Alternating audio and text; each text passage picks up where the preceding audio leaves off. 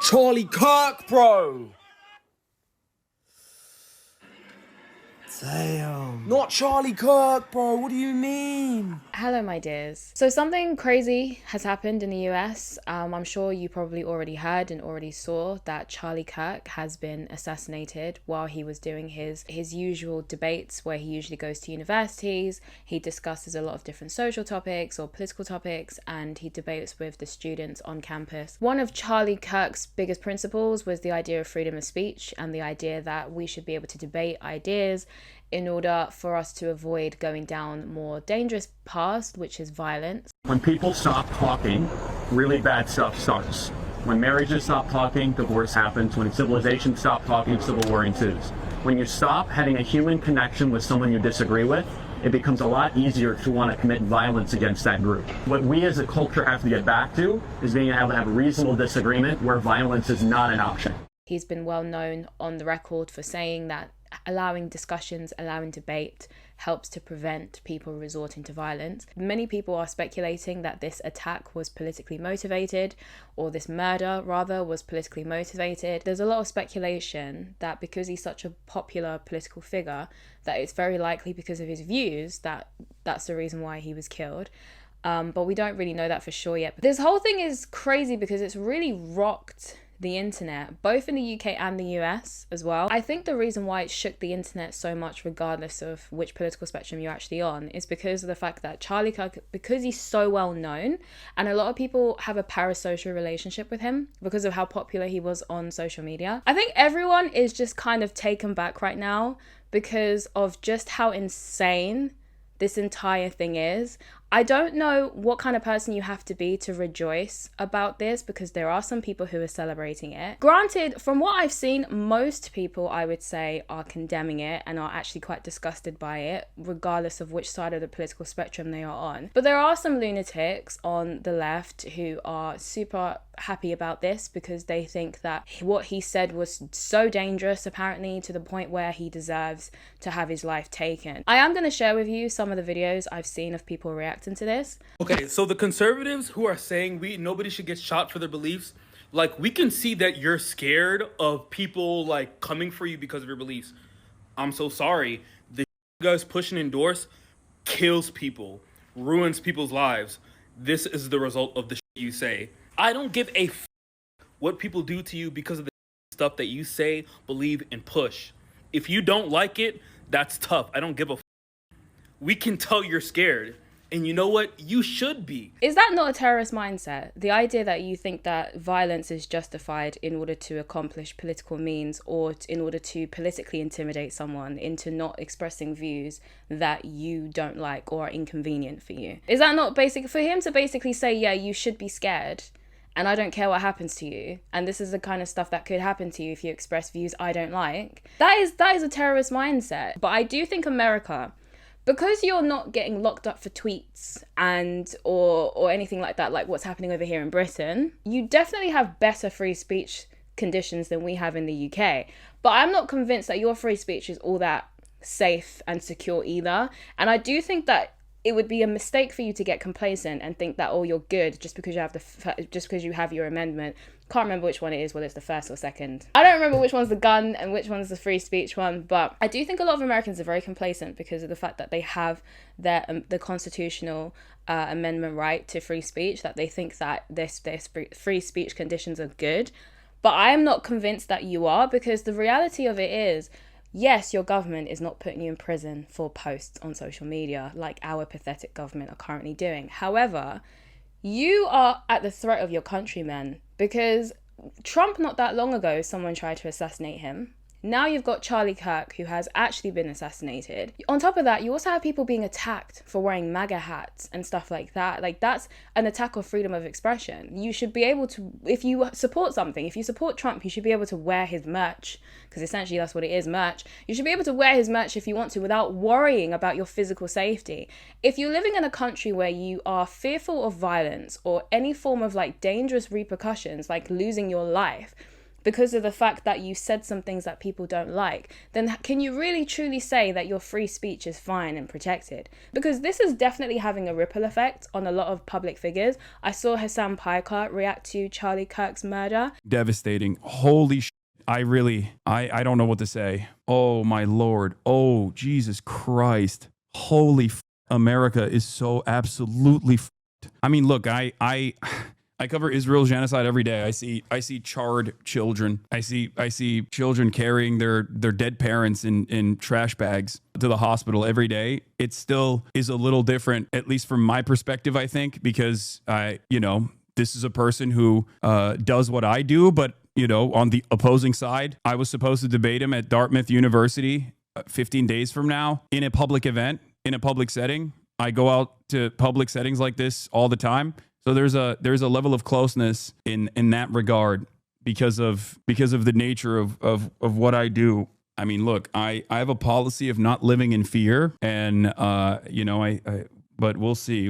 I might have to reconfigure certain things. And now he's kind of concerned and scared to go out and do these public events. And I'm sure that this is a feeling that many public figures are probably experiencing, because it seems as though if you get influential enough to the point where you're making a difference and you're making a change in your country, and if you are getting to a point where you're popular enough to make a big difference or an impactful difference, you are now going to be a target.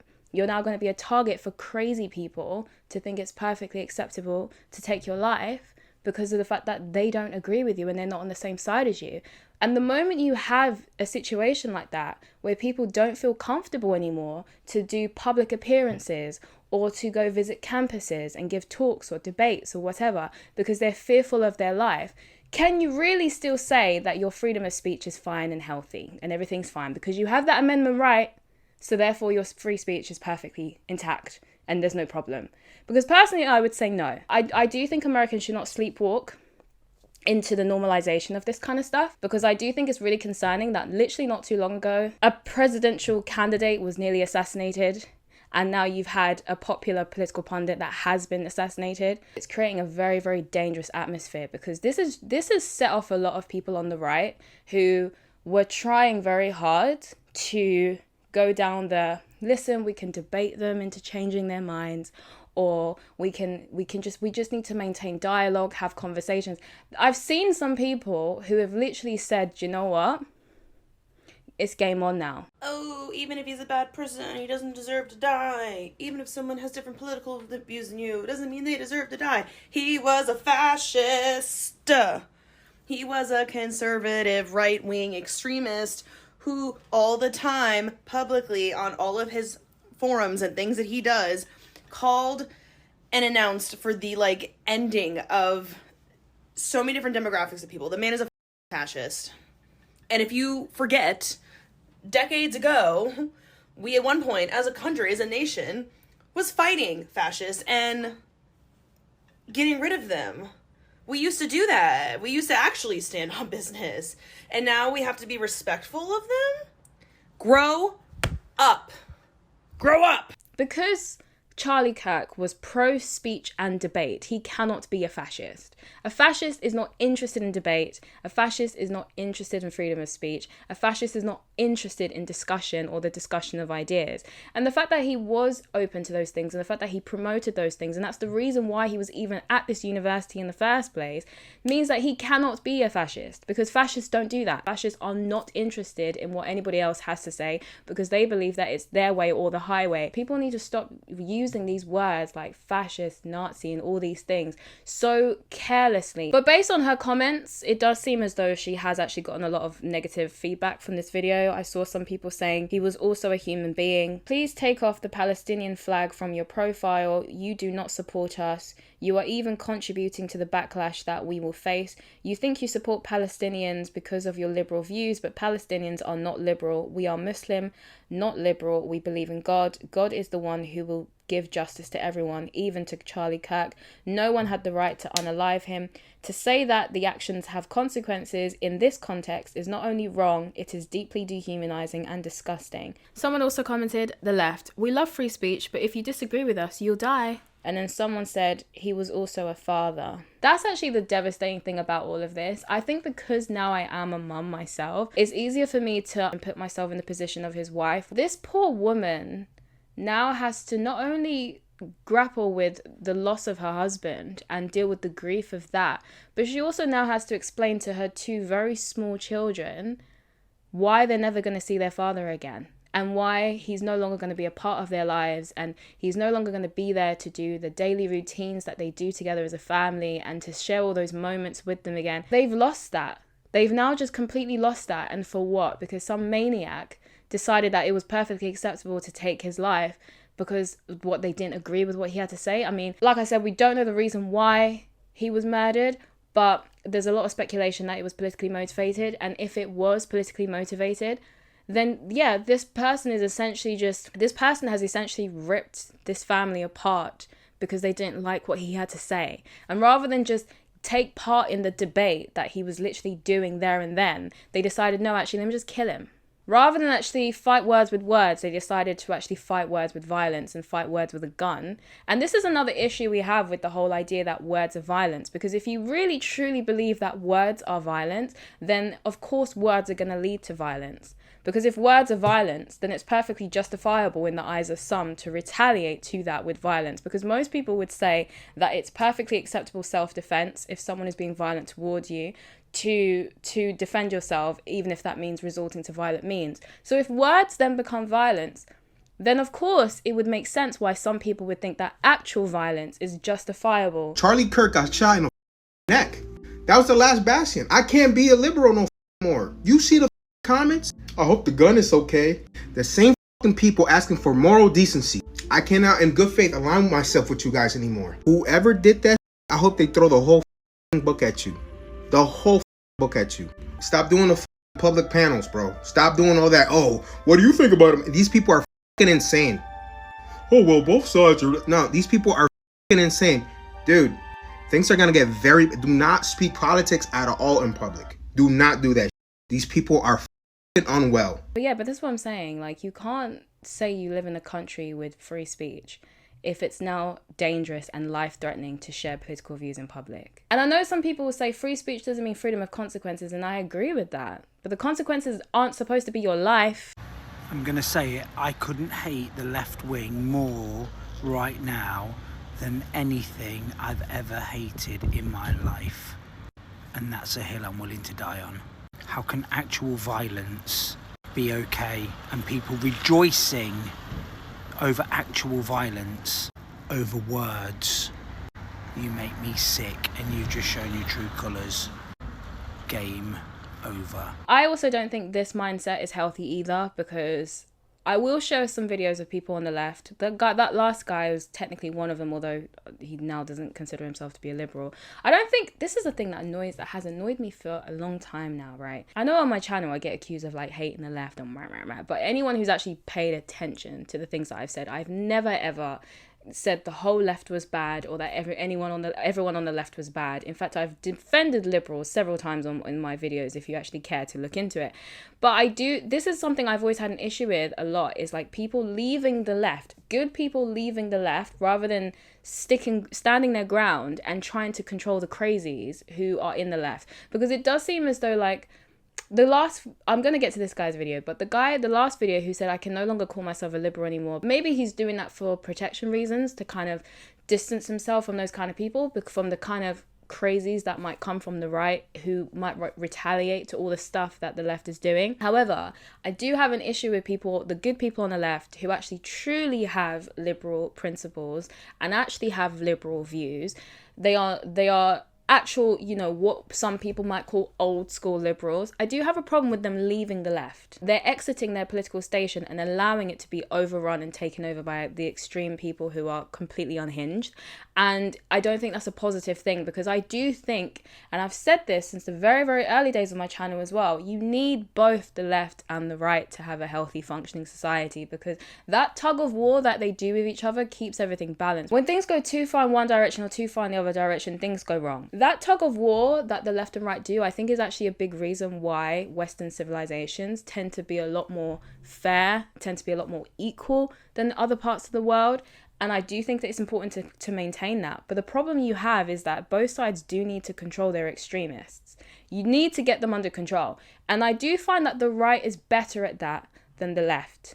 Because the left, from what I've seen, often don't do that as much. And the few people that do get completely attacked, because it's not normal, so therefore they get attacked when they do it. And many of the good people on the left just leave the left. They just declare that they're no longer liberals or they're no longer on the left, and they just flee. And then so in doing that, they just allow their political position to be completely overrun by the crazies on their side. And I just don't see how that's going to be beneficial for anyone. The right doesn't flee the right because of the extremists on the right. They just call them out. Whereas people on the left seem to flee. And I don't like it. But anyways, moving back to this guy, I don't think that his view is healthy either, but I do think that that's the view that's going to be created because of what's happened to Charlie Kirk. You're going to have a lot of people who have now lost all their patience with people on the left, because now they're like, okay, this is how you want to do things. This is how we're going to do them now. And that's not healthy either. If you now have one side that's very open and comfortable with violence,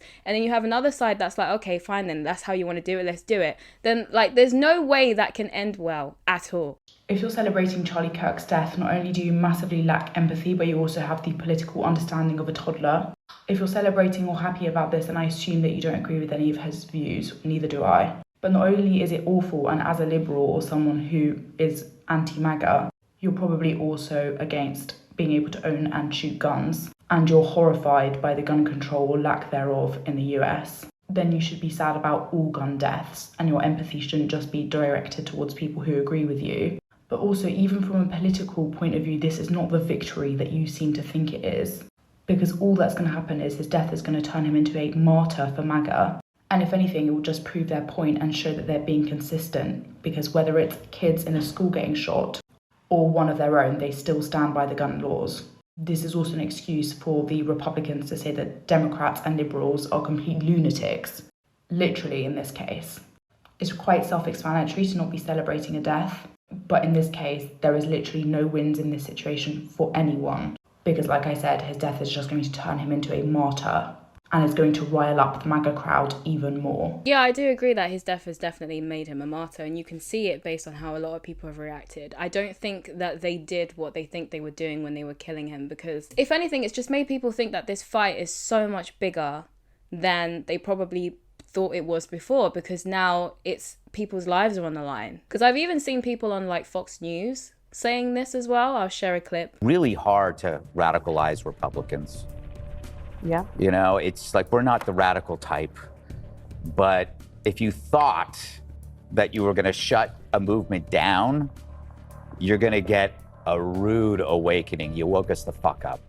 So yeah, I don't think that this has done what people thought it was going to do. I do think it's just brought up the heat on the whole political situation, I think, in the US. I think this has just turned up the heat a lot. But those are just my views. I would be really interested to hear your thoughts on this, whether you're a Charlie Kirk fan or you dislike him, whatever. I don't really think it matters, to be honest, what your personal opinion is on him as an individual. I do think this is more of a principle issue. The core principle of this really comes down to, do you believe in freedom of speech? And if you do, then you shouldn't believe that people should be killed for having views that you don't like or disagree with. And if you don't believe in freedom of speech, then I guess to you this is perfectly justified. Honestly, my thoughts are with his family, and like I said, I feel for his wife, because she has not only got to grieve the loss of her husband, but she's now also got to explain to her very young children why they're not going to have their father in their lives. But that is really it for this video. Thank you very much for giving me your time today, and I shall see you in my next video.